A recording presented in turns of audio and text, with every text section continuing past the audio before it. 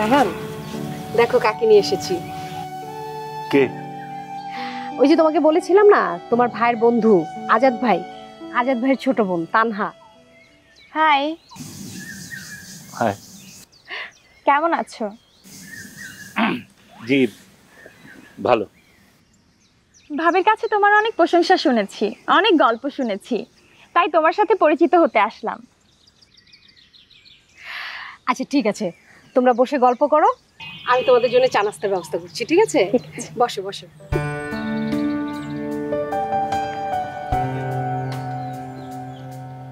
সেদিন তোমাদের বাড়িতে এসেছিলাম, তোমার ছবিও দেখেছি, কিন্তু ছবিতে তোমাকে দেখতে বেশ কম বয়সী দেখায়। আচ্ছা, তোমার ফেসবুক আইডি কি বলো তো? আমার কোনো ফেসবুক আইডি নেই।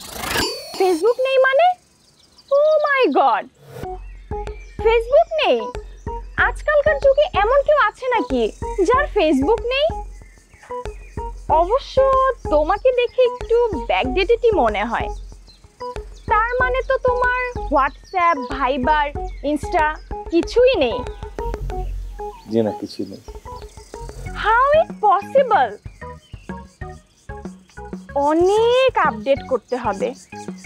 I can't believe, I mean আমার তো বিশ্বাসই হচ্ছে না যে তুমি ঢাকায় থাকো।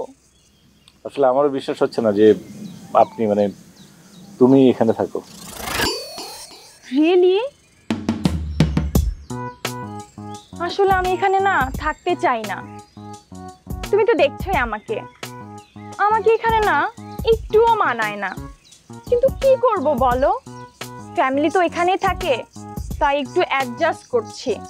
এই জন্যই আমি চিন্তা করেছি ঢাকায় থাকে এমন কোনো ছেলে দেখে বিয়ে করব। আর যদি ইউরোপ আমেরিকা পাই তাহলে তো আরো ভালো। তাহলে ঢাকার ছেলে খুঁজে লাভ কি? ডাইরেক্ট ইউরোপ আমেরিকার ছেলে খুঁজলে তো ভালো হয়। খুঁজছিলাম তো, কিন্তু তখনই ভাইয়া তোমার কথা বলল। আমি আবার আমার ভাইয়াকে অনেক রেসপেক্ট করি, তো তাই তো তোমাকে বিয়ে করার জন্য রাজি হয়ে গেলাম। কিন্তু ভাই, আমি তো তোমার মতো এত স্মার্ট না, আমি তো অনেক ব্যাকডেটেড। তা তো দেখতেই পাচ্ছি, কিন্তু সমস্যা নেই, আমি তোমাকে আপডেট করে ফেলবো। ইনফ্যাক্ট তুমি ব্যাকডেটেড বলেই তোমাকে আমার বেশি ভালো লেগেছে। কি বলো?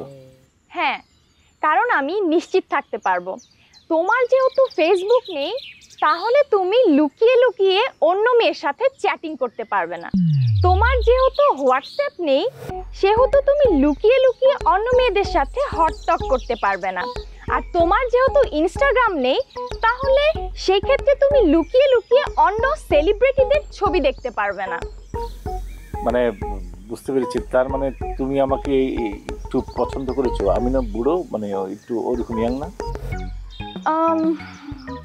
পছন্দ বলতে অ্যাডজাস্ট করে নিতে হবে।